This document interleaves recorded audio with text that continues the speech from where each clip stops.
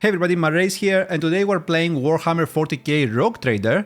I've been putting this one off for too long. I want to play it when I first started the channel, but similar to Baldur's Gate 3, I wasn't really feeling confident I can take on a game like this, and it's the first series on the channel nonetheless, right? But now we have the new DLC, and there was also a humongous patch. I feel like this is a really good time to play it. I'm also really interested in learning more about the Warhammer 40k lore. It just seems super cool to me, but I've only played Space Marine 2 when it comes to Warhammer 40k games. I need to read the books, but my backlog there is so big, it will probably take a long while.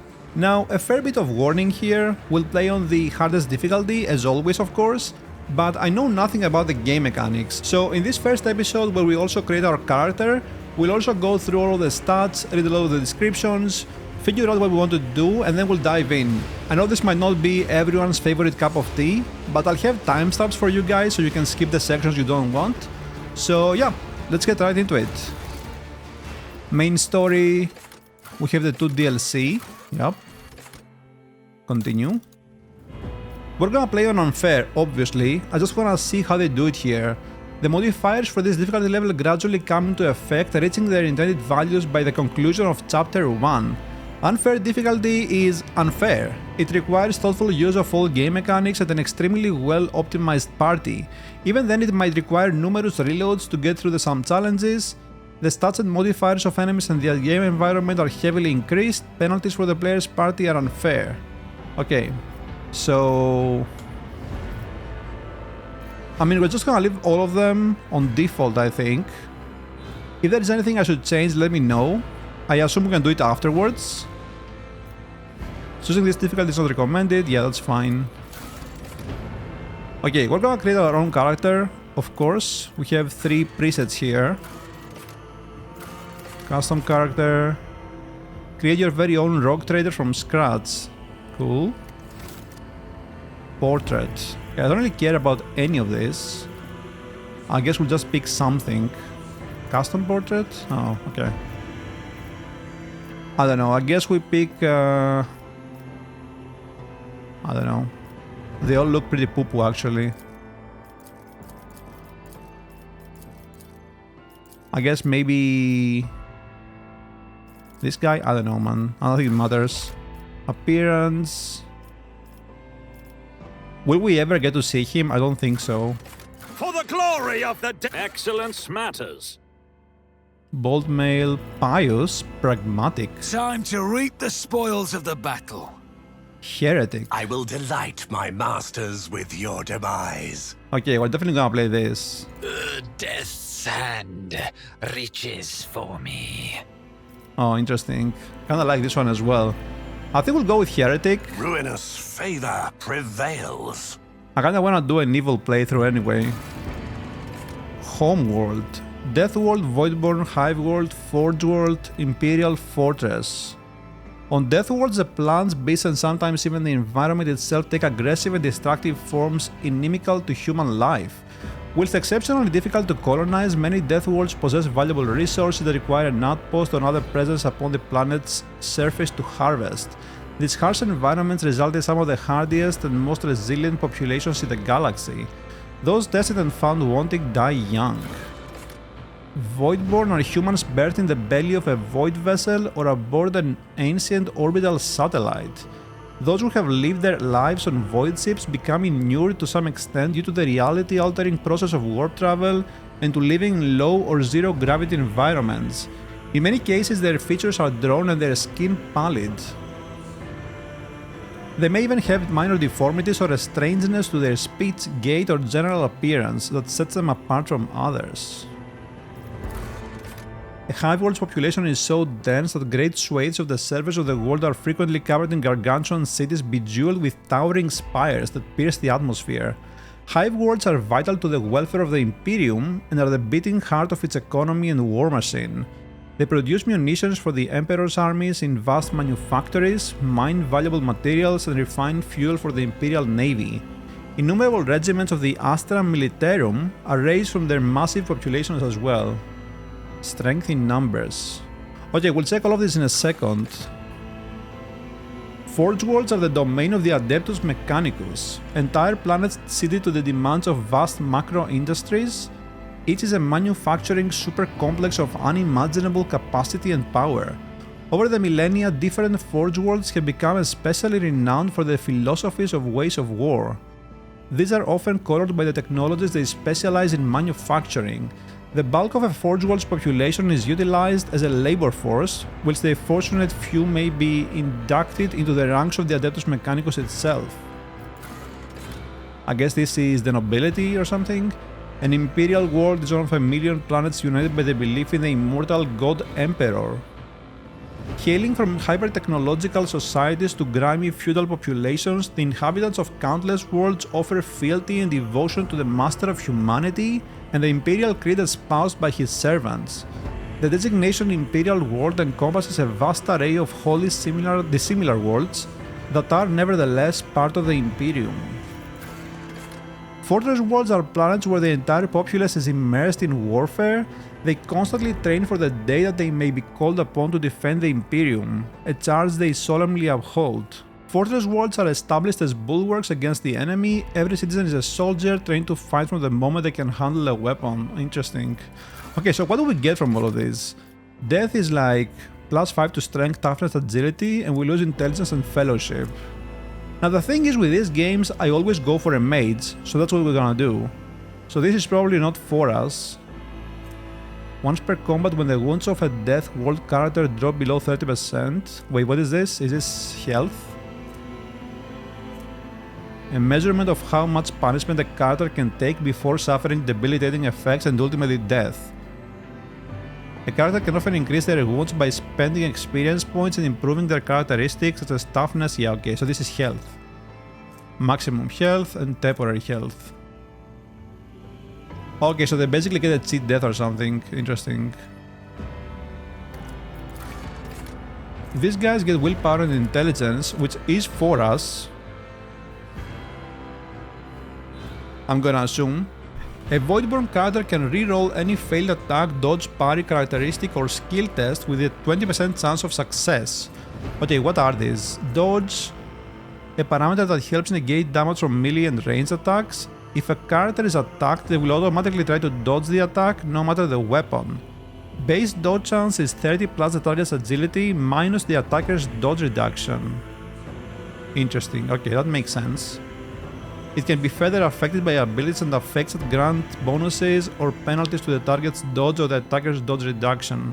For ranged attacks, base dodge reduction is equal to the attacker's perception score. For melee attacks, base dodge reduction is increased by half of the attacker's agility score. When dodging area attacks made by a ranged weapon, the character can only move up to 3 cells in order to leave the affected area. Only in this case can a dodge be successful. Oh, okay, so they move when you do an area attack on them. Up to 3 cells. Interesting. I think this is how it worked in Pathfinder as well, I wanna say. I don't remember. Hive World, strength in numbers. Hive World characters gain +1 plus Fel bonus. What is Fel? Fellowship. Represents a character's ability to interact with other creatures, to deceive, charm, or befriend them. Oh, this is like charisma or something. High Fellowship will help a character find a way to approach a gathering on unsociable servants or to effortlessly make deals with treacherous merchants, yeah. It affects the persuasion, coercion, and commerce skills. So Hive Worlds get +1 plus Fellowship bonus divided by 2 Resolve. What is Resolve? Influences how efficiently and for how long characters can fight in the battle. It determines the amount of momentum gained at the beginning of each turn or after killing an enemy. Okay, so with momentum your party members can use unique abilities called Heroic Acts and Desperate Measures. In battle, the level of momentum changes depending on the actions of characters. If the momentum gauge reaches 175 or more, any party member can use a Heroic Act. If momentum drops below 25, your party will gain their ability to use Desperate Measures, which has a number of negative effects. Wait, why would I want to cast that though if it has negative effects? At the beginning of each combat, the momentum of the party starts at 100, the maximum momentum of the party is 200, the minimum is 0. Okay, we'll have to see how this works in action, right? Oh, they suffer a -2 penalty to resolve with no creatures around. So we have to stack this guy up with the others. I don't know about this one. Forge World. They choose one augmentation system from the following list. Subskin armor. Get a bunch of armor. Locomotion is this movement points, a dodge? Yeah. Oh, moving diagonally is more costly. Every second diagonal cell uses 2 MP. Interesting. So it's like 1.5 each. At the beginning of each turn, movement points are restored to their maximum value. Note that once a character starts moving, this action can no longer be cancelled. Or we get critical chance based on our intelligence. We'll have to see what we use as a mage here. Is it fellowship or intelligence? Imperial. Humanity's finest. Characters can select any characteristic except for weapon skill or ballistic and add a +10 bonus.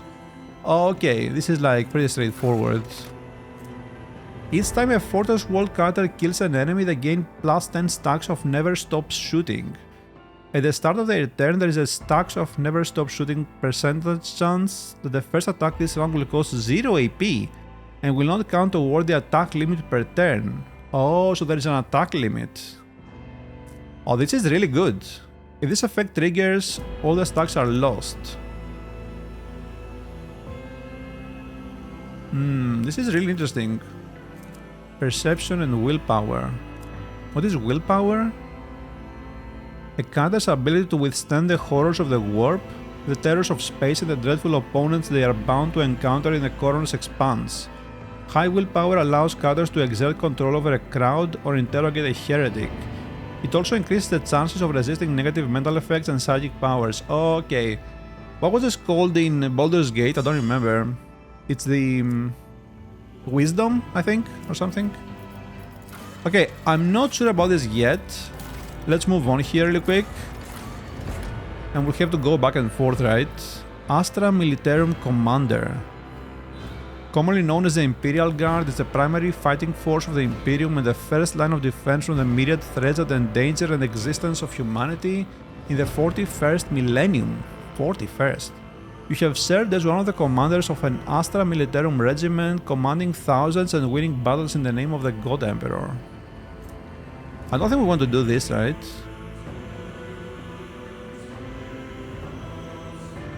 Yeah. Ballistic skill perception. I don't think this is for us. Which one is the mage? Commissar, weapon skill and fellowship. Commissars of the Officio Prefectus are ruthless officers charged with maintaining the morale, discipline and fighting spirit of their Astra Militarum regiment. You used to be one of these faithful servants, a living symbol of Imperium authority. Okay. Crime Lords. What the hell is this?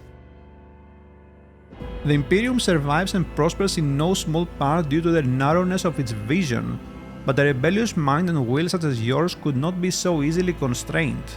The dark paths of smugglers and renegades that wind behind the facade of the Imperium society offer a dangerous refuge for those unwilling to bow to the law.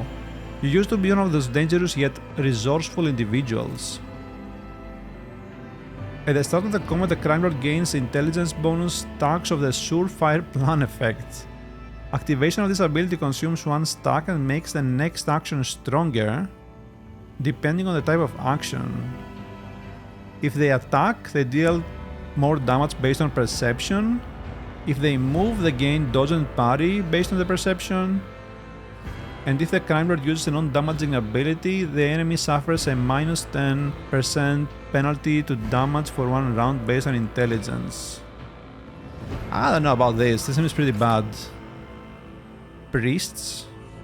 The Ecclesiarchy, known formally as Adeptus Ministorum, is a vast institution that oversees the galaxy-spanning religion of the Imperium. I think we met one of these guys in Space Marine 2, huh? Navy officer? This guy looks ridiculous. For 1 round, the Navy officer and their allies in a 3-cell radius gain +2 deflection. What is deflection?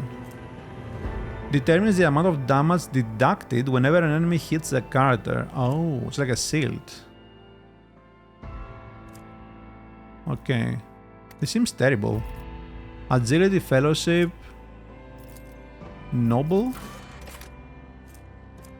The high nobility of the Imperium are an enormously privileged and powerful elite, a breed apart from the common masses they rule. You grew into adulthood upon a pedestal of affluence and grandeur that towered high above the common masses. You expected their obedience and lived upon the fruits of their toil, surrendered to your family in solemn fealty. You serve me. The noble assigns one ally who will become their servant until the end of combat. Anytime the noble's abilities affect the servant gains +5 to all characteristics until the start of the noble's next turn. +5 only? Anytime the servant attacks a target that the noble dealt damage to last turn, the servant gains +10 plus noble's fellowship bonus, critical hit chance against the target. That's interesting. That's interesting for crit chance, huh? Intelligence and fellowship. Sanctioned Psyker. Oh, is this the mage? Psykers are feared and distrusted but are nonetheless valuable assets to the Imperium. The role of the Adeptus Astra Telepathica is to recruit, identify and classify those found to possess psychic abilities. The most powerful who somehow survive the rigorous sanctioning rituals are selected to serve on the battlefield. The mind of a sanctioned Psyker is still against the manifold dangers reached by wielders of war powers. You were one of those found worthy to serve humanity and have miraculously survived the perils of the warp. Damaging Psyker powers count as weapon attacks, counting toward the normal attack limit per turn and gaining all the benefits of abilities and talents, increasing the damage of attacks. Okay. For example, a soldier using the run and gun ability will be able to use damaging Psyker powers twice per turn, and an operative's analyze enemies ability affects the damage of damaging Psyker powers. Okay, I'm not sure what this is yet. I think I can guess what run and gun is if it's the same as the other games. Toughness and willpower. Wait, does our damage scale with willpower as a Psyker? Sanctioned Psyker. They have 20% reduced chances to trigger psychic phenomena. Each time a Psyker uses their psychic powers, the veil between real space and the warp degrades, which can trigger psychic phenomena. Psychic phenomena are more disconcerting than dangerous, intruding into the thoughts of people around the Psyker or causing omens and visions. Psychic phenomena reduce the momentum of the party, distracting them from combat, lowering their morale, or just causing bad luck. Psykers can be sanctioned or unsanctioned. Chances that sanctioned Psykers will cause psychic phenomena are halved, while unsanctioned Psykers instead have increased chances and +1 to their Psi rating. What is Psi rating? Each level of Psi rating gives a Psyker access to new psychic powers. It also intensifies damaging psychic powers. Okay, but how do we become like a non-sanctioned Psyker? We can only select a sanctioned one, right? I guess we can pick any of these and then switch to Psyker or something? I'm not sure how that works. Arbitrator. They are the implacable and unbribable keepers of the Lex Imperialis, the soul and sacred law of the Imperium. Oh, okay. Yeah, I think we'll go with this one. Sanctioned Psyker. Willpower. Lower warp. This one is affected by the intelligence characteristic. It represents knowledge about the nature of warp entities and their twisted physical manifestations. Oh, interesting. Okay. Koronus. Toughness. Represents the ability to resist negative effects applied by some poisons, stimulators, or alcohol. Huh. Okay, so what do we get here? Divination? Oh, so these are like talent trees or something. Sanctic powers are used by pious Psykers to protect allies and smite heretics. Telepathy? Psykers whose mental expertise lies in contacting and controlling the minds of others. With a single thought, a telepath can tear away his foe's sanity, induce states of numbing terror, or possess his victims' thoughts and mold their actions as if they were his own. Pyromancy, though. Master of Flame, a Psyker who is able to create searing infernos out of thin air. Yep, that's probably us. Divination, this is probably luck, right? Yeah. Interesting. Biomancy. Focuses on manipulating living flesh and biological processes. Biomancers can heal wounds and alter physical characteristics. Oh, they're like a healer. Psyker Minoris. Each level of Psi rating provides the Psyker access to new psychic powers. It also strengthens damaging psychic powers. Oh, so I guess we take these to increase our Psi rating or something. The Psyker's resolve is increased by willpower divided by 2, while Veil Degradation is 10 or lower. Veil Degradation. When Psykers reach deeper into the warp to power their abilities, there is always a chance of the Imperium bleeding into our reality, unleashing its destructive influence. Use of psychic powers in battle by both allies and foes tears at the veil between the materium and the immaterium, between reality and the nightmarish realms beyond. While the veil holds, using psychic powers presents little danger, and their use merely triggers psychic phenomena. But should Veil Degradation reach 15, the chance to cause psychic phenomena doubles, and perils of the warp may occur anytime a major psychic power is used. The chance for it to occur is equal to 10 plus Psi rating plus Veil Degradation. So perils of the warp is worse. Dangerous phenomena may occur, okay, yeah. They are unpredictable and extremely dangerous. Can push characters away, damage them, summon demons, fill the area with motive force charges, and much more. Oh, this is very interesting. Inscribed Soul. It costs no AP but deals direct damage to the Psyker, equal to 25% of the Psyker's maximum wounds. The next psychic power used after this ability will not trigger psychic phenomena or perils of the warp and will not degrade the veil. I'm not sure about this one, we have to see how major this mechanic is, right? Psychic powers have a 25% chance to regain AP spent on psychic powers. Blade of Light. I'm gonna say this is probably some melee thing. Enforce Reality. Usage of a heroic act by the Psyker decreases Veil Degradation by minus int bonus. Oh, interesting. Psychic Barrage. Whenever the Psyker uses a damaging psychic power on targets that are 6 cells or farther, the targets suffer an additional plus BS bonus damage. Ballistic Skill. Reflects a character's accuracy with all forms of ranged weapons and determines the trajectory of shots in a burst. Okay, so I guess this is like a ranged damage skill, right? Or ranged accuracy or whatever. Psychic powers that have a range of 2 cells or more have their range increased by plus perception bonus. Interesting. Okay, I think we're just gonna start playing here. Oh, we can select our specialization or something. Pyromancer. Sanctic. Dude, there is so much stuff here. Okay.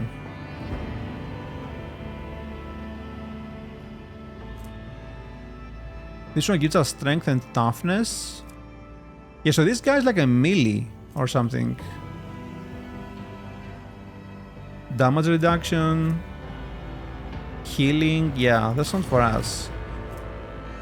The Psyker increases the target's dodge and parry by plus 3. Okay. Dodge and parry. Wait, there is a parry system? A character using a melee weapon can deflect melee attacks. Oh, you have to use a melee weapon though. Oh, okay. The parry chance is equal to 20 plus target's weapon skill. Weapon skill, so not ballistic, okay. Plus parry bonuses, minus the attacker's weapon skill, and parry reduction. There is parry reduction as well. Plus any potential bonuses from melee superiority. What is that? When you're surrounded? Yeah.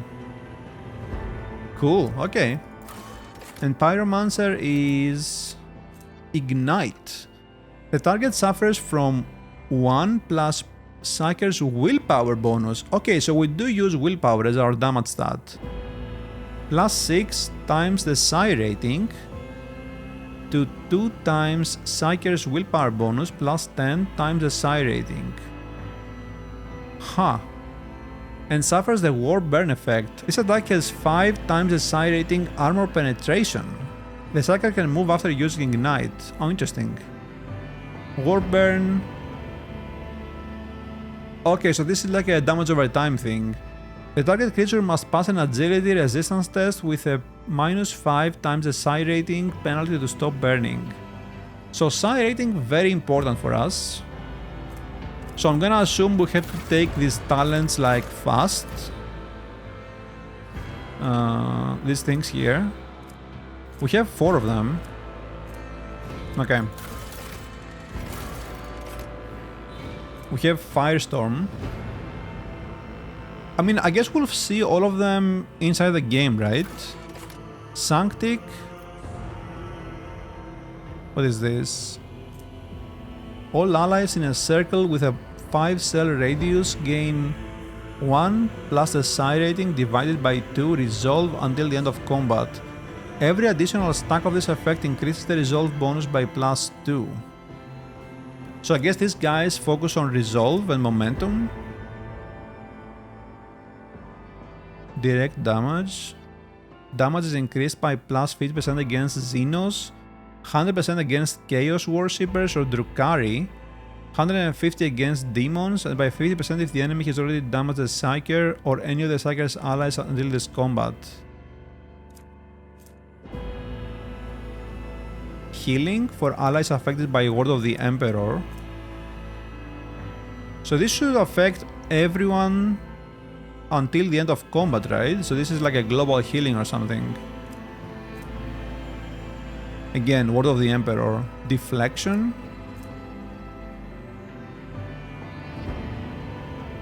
Oh, this is pretty interesting. It's like a support. 50 momentum. Oh, I guess this is a heroic act, right? Or something. Do we have one? Huh. I guess we don't? Interesting. And telepath. Psychic Shriek. 1 plus willpower bonus times Psi rating. 1 creature within a 12-cell radius. Seems pretty weak. Oh, dominate. Okay. So this is like a mind control thing. Okay, okay. We'll figure it out. We'll figure it out. So we have Sanctioned Psyker. Triumph. Okay, this is like a stat bonus. Okay. Lord Xenos. Intelligence. Oh, it says here Fellowship and Coercion. I mean, I'm not actually sure. Maybe Persuasion? Or Coercion? Let's go with Coercion. Darkest Hour. Green Portents. Brand of Shame. Oh, I guess this is like a negative modifier. Huh. Okay, I don't think we're gonna do Lore Warp. Because we're gonna be good at this, right? Probably. I'm not sure actually. Brand of Shame Awareness. Encompasses the subconscious ability to react to things that the conscious mind may not perceive. Awareness allows a character to notice traps, cleverly hidden objects, secret passages, and unusual or suspicious elements in the environment. Okay, I'm not sure about this yet. Let me see the stats first. Okay, we can go there yet. Archetypes. Oh my god, this is like so much information. Warrior, Officer, Operative, Soldier, and Blade Dancer. And they all branch to different things. On level 16, and then they all converge into Exemplar at the end. Officers use their willpower and fellowship to improve the combat capabilities of their allies, turning them into even greater threats on the battlefield. Core focus, extra turns, single target buffs, rescuing allies, momentum. Okay, this seems insane. Warrior is probably not for us. So Warrior goes into Assassin, Vanguard, Arch Militant, Executioner. Vanguard, Master Tactician, Grand Strategist. Intelligence and Perception to find and exploit weaknesses in an enemy's defenses. None can withstand an attack from an operative. Precise single attacks, defense penetration, area debuffs, consistent firing position.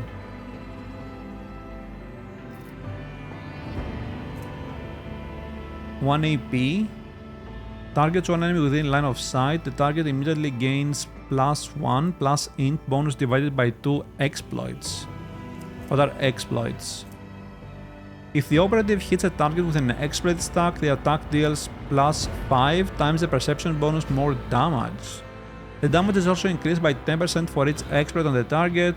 Okay, that's interesting, but I think we probably want this with someone else, because our main character is probably gonna be our damage dealer, right? So we don't wanna be spending action points or turns to debuff enemies. Soldier, I think we read about this, right? Earlier. A master of all ranged weapons, quickly able to assume an advantageous position from where they stand, ready to rain fire on an enemy.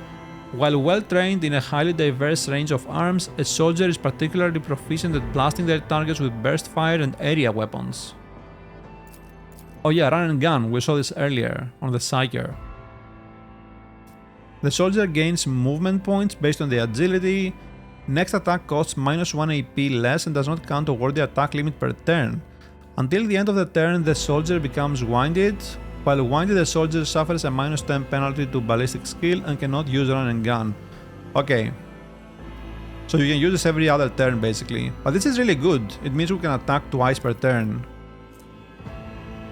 Immediately removes the winded effect. Until the end of combat, the soldier gains the following bonuses: ballistic skill, agility bonus, critical damage, and crit chance. This ability becomes available after the soldier kills 3 enemies. The kill counter is not reset between rounds. Huh. I mean, this really depends on how many enemies we're gonna be facing, right? Yeah, I'm not sure, but this one seems very good so far compared to the other ones. This one is insane as well, Officer. But I don't think we want it with a main dude. Grants an ally an extra turn with 2 AP and no MP.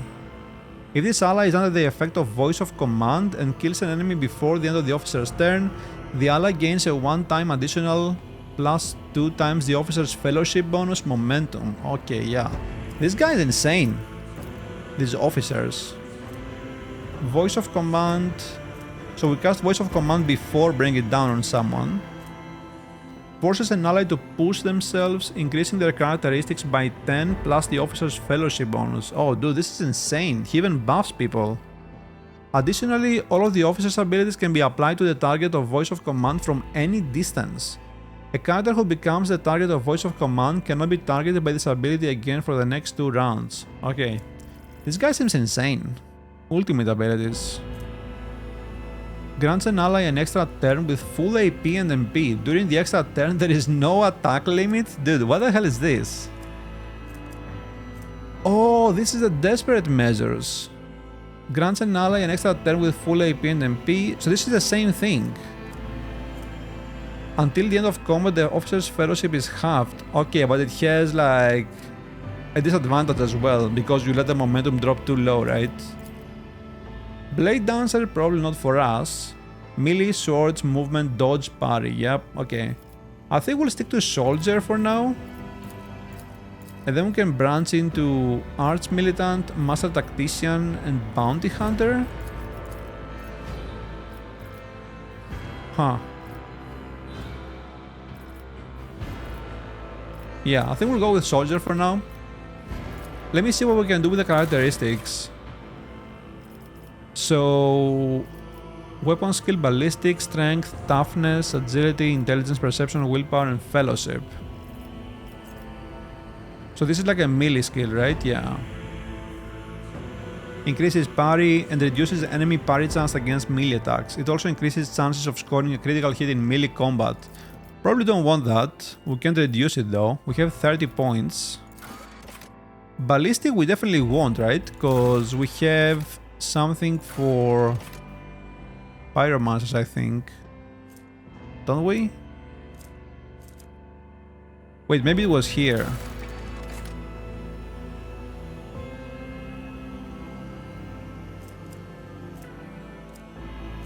I remember it said somewhere that we can do extra damage with ballistic skill. Yeah, here. Okay, so we do want ballistic skill. Oh, so I can do more than 40. Interesting. Strength. How physically strong a character is. It affects the damage of a character with melee weapons and allows them to lift heavier objects. For each point of a strength bonus, characters deal plus 5% more damage with 100 melee weapons and plus 10 with 200. Yeah, we don't care about this. But we can't actually reduce it. Toughness is how easily a character can shrug off pain, as well as how easily they can resist toxins, poisonous environments, diseases, and other physical ailments. It increases the chance of resisting negative physical effects and the amount of a character's wounds. For each point of a toughness bonus, characters gain plus 10% wounds. Okay. It also affects the Karoo skill, which is the resistance to poisons and stuff, right? Yeah. I mean, we do want toughness. Agility. Does this affect the initiative? Reflexes, quickness, poise. High agility allows a character to manipulate delicate explosives with finesse or to keep their footing when crossing treacherous terrains. It improves the character's initiative. Yeah, okay. So this is how early we get to act, right? At the start of each battle, all characters in combat are separated into allied and enemy groups with 2 to 4 characters in each. An allied group's turn alternates with an enemy group's turn. A character's initiative determines which group of allies or enemies they are assigned to. The higher a character's initiative, the higher the chances of being added to a group that is closer to the start of the initiative tracker, therefore allowing them to act first in combat.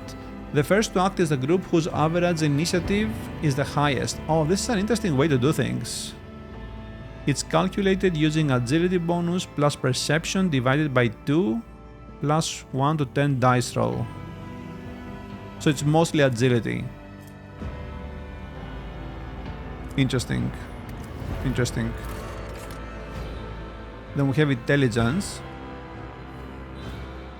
I'm not sure we're gonna be using this one. Maybe? Perception we definitely won't, right? It affects the awareness skill and reduces the enemy dodge chance against the character's attacks. Can people dodge our psychic attacks? Also, I remember I saw something here about perception, no?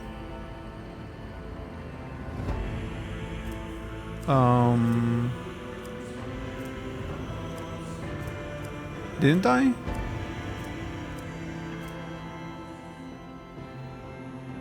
Okay, yeah, so we have more range. So perception increases our range. So we kinda want that, right? I'm gonna say we want that. Willpower we definitely want. 45? 45 is weird though, no? Because we want to go to 50 to get a +1 modifier. I'm not really liking this. I want to get more even numbers to get +1 modifier.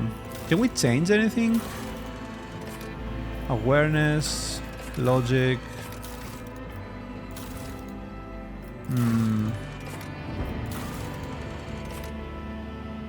Oh yeah, we still have to do this thing here. This gives us strength, toughness, agility. So we either want to do Voidborn to get the willpower. Oh, this gives us nothing. Oh, this gives perception and willpower. And we get this thing. Yeah. This is so we can attack again without counting towards the attack limit per turn. I think we'll go with this one. And now we have 50 willpower. 40 ballistic. Can probably do one more here. Oh, we can't. Okay, so we can just take this out and do this. We don't care about fellowship, right? Intelligence, we can't really increase it. I want the toughness, I want ballistic skill.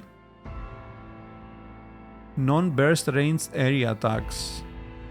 I think intelligence is for these guys, right? Yeah, use intelligence. I mean, I'm gonna assume that we'll find companions that have all of these archetypes, right? Or we can recruit our own. So I think this looks good for now. And then what do we want to do? Coercion is fine. What do we want to do here? Lore warp, awareness, logic. I don't want to do this for sure. Maybe this one, maybe logic. Either this or this, honestly. I'm gonna go with this one. Maybe at some point we'll become better with lore warp, I'm not sure. Voidship. The sword class frigate is a classic voidship design. What the hell is this?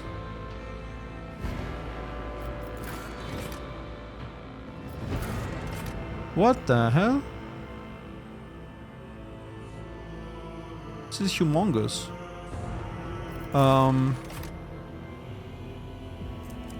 Proven in thousands of battles combining decent firepower, high speed and respectable survivability. Falchion is a more advanced and modern design that was developed only 5 centuries ago. Wait. The Firestorm is a modification of the sword class designed to deliver fire strikes against larger enemy ships, not shying away from engagements with a superior opponent. So wait, only this one has stats here? Decent firepower, high speed and respectable survivability. So what's the difference between these? The Von Valancius flagship is the mightiest void ship belonging to the Von Valancius dynasty. Every system aboard this frigate has been tried and tested in innumerable engagements. Its weapons and turrets deliver hard-hitting volleys with pinpoint accuracy. Its plasma drives are rugged yet reliable in extreme conditions. The flagship's size and maneuverability are perfect for pursuing smaller, faster raiders and for hunting the countless pirates, Xenos and heretics in the Koronus Expanse. Numerous Von Valancius rock traders have acknowledged the exceptional performance of this vessel, and with a few minor upgrades, the flagship has continued to faithfully serve the Von Valancius dynasty. Wait, so the Rogue Trader's personal ship. This is the pride of the Von Valancius dynasty. It carries the Lord Captain from one world to another, laying waste to all who dare to stand in his way. A parameter that determines how many cells a ship must pass before it can turn 45 degrees. The higher the ship's maneuverability rating, the fewer cells it must travel. Wait, so are there like space battles and stuff? Estimated tonnage 6.5 megatons. Number of souls. So this carries more people. 2.2 kilometer in length. 2.2 kilometer? This is smaller, right? I mean, I have no idea what to do here. I guess we'll go with this one, like, I have no idea. Guardian of the Brink. I mean, I don't care about this. Okay, so is this it? Let me change the name. Ignatius. So these are our stats. Skills. I don't think we can affect this, right? Directly. At least not yet. Fortress World, Sanction Psyker. Okay. And we start with Ignite. Yeah, that seems good to me. Let's do it.